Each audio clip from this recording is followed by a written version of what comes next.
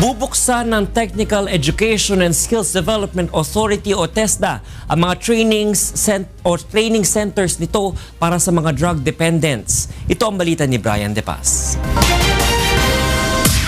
Kailangang may hanap buhay at mapagkakakitaan ng libo-libong drug dependent matapos ang kanilang rehabilitasyon. Ito ang nakikitang solusyon ng Technical Education and Skills Development Authority o TESDA upang mapabilis ang paglaban ng pamahalaan sa illegal drugs.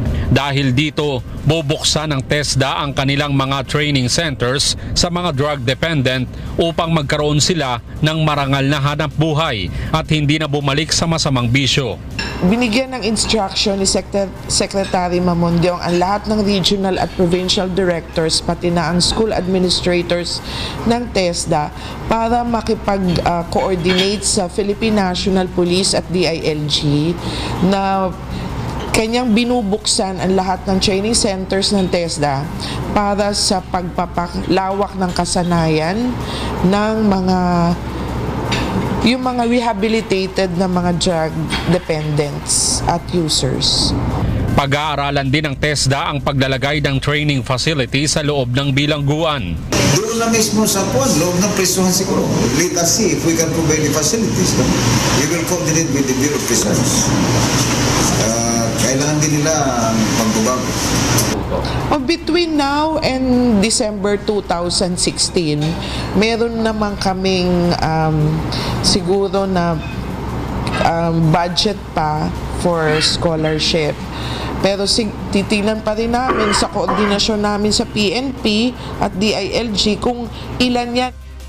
Samantala, ngayong araw lumagda ang TESDA at Mindanao State University sa isang Memorandum of Agreement na naglalayong mapalawak pa ang kaalaman ng mga taga Mindanao sa vocational at technical course.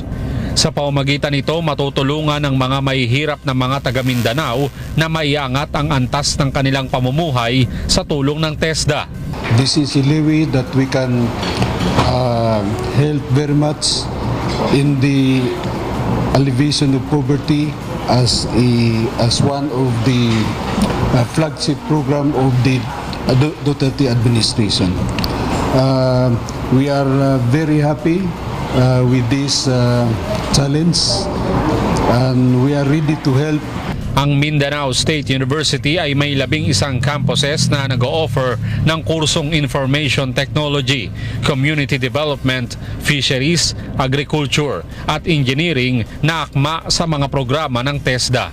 Brian De Paz, UNTV News and Rescue, Taguig.